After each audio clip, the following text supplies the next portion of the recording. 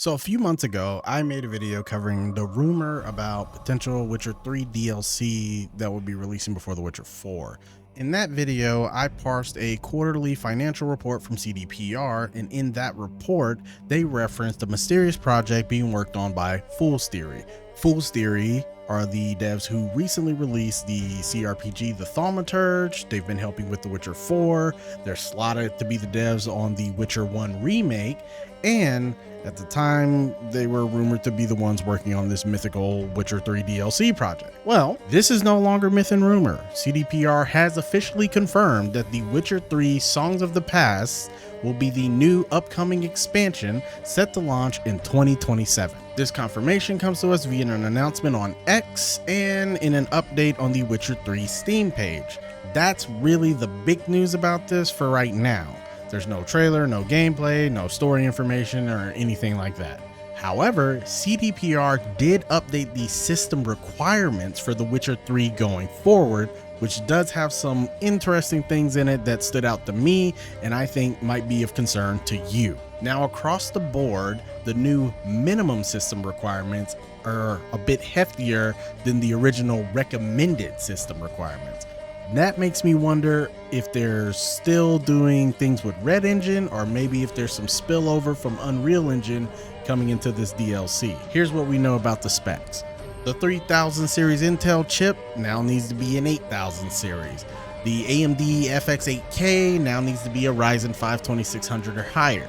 For GPUs, the GTX 770 and the Radeon R9 2090 now need to be a 1660 and the RX 5500 XT or higher. You'll need at least 6 gigs of VRAM, and that makes me think we're doing something different with the graphical updates that are coming to the game, which kind of reinforces my idea of whether or not they may be doing something with Unreal Engine in the new expansion.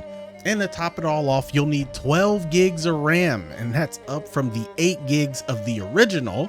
Hopefully you don't need to upgrade RAM because those prices are still outrageous. But if the rumors are true, and that's a big if, RAM prices are expected to drop in 2027, which is the same time that the Witcher expansion will be coming out, but I wouldn't hold my breath on that AI bubble bursting. The next things I think are actually really big ones. First is the 70 gig SSD, up from 40 gigs on any storage device. CDPR explicitly stated that they will not support HDDs going forward, hard disk drives, you know, your big platters and spinners. Next, they said the game will exclusively run using DirectX 12.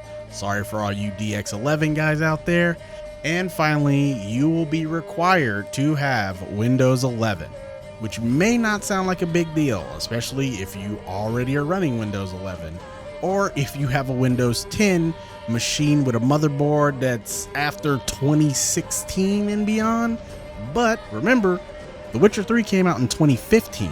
Motherboards around this time, and definitely those prior to this, did not commonly have TPM 2.0, which is required to upgrade from Windows 10 to Windows 11. You might be asking, what the hell is TPM 2.0? And I'll try to explain it without getting too in the weeds. TPM, or Trusted Platform Module, is hardware encryption that allows you to use things like BitLocker to password protect your computer on boot before it gets to the OS. It does more than that, but this is just like one of the really common use cases. And I'm not about to make this a whole cybersecurity video.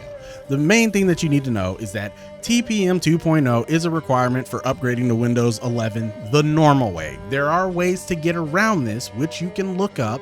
I won't get into the weeds on this, but you can look up like how to make a Windows 11 bootable USB to bypass TPM. Be advised, doing stuff like this may put you in conflict with future security updates for Windows, so that's just something to think about. Alternatively, you can actually just purchase a TPM module. They're pretty cheap, but that will require some manual installation and a little tech savviness on your part. So do at your own risk. And finally, whatever is happening with the game as it is being updated for Songs of the Past seems to be reversible, but obviously that revision would prohibit you from playing the new expansion.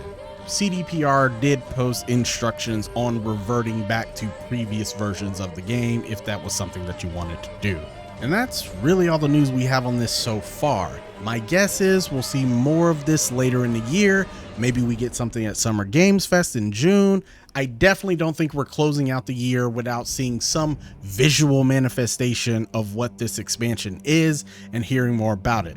CDPR is pretty aggressive in their marketing campaigns, and I fully expect them to utilize as much of their marketing power to push this game because, as I stated in my previous video, there are some financial objectives CDPR hopes to hit, and this expansion was one of the vehicles for hitting those objectives. You're more than welcome to check that video out. I'll link to it below. And my final thoughts on this, the worst part about all this news is that 2027 release window. One, just because I really want to play the game, and two, it basically means there is zero chance that The Witcher 4 is being released in 2027. However, yeah, I'm really excited to play Songs of the Past. I just recently finished my first playthrough of The Witcher 1. We did all that on stream. You can check that out. I'll link to it below. I started my second Witcher 2 playthrough. It's been about 11 years since I played that game. And maybe once we have a release date on this new DLC, I'll start a big, fresh Witcher 3 run. I think this will be maybe my 4th time beating that game. So I'm pretty excited for all of this. Anyway, how do you guys feel about this news? Are you going to be returning to The Witcher 3 in preparation for the new expansion? Let me know in the comments. Subscribe to the channel. Thank you so much for watching. I'll catch you in the next one. Until then, stay chill, keep it real. Peace.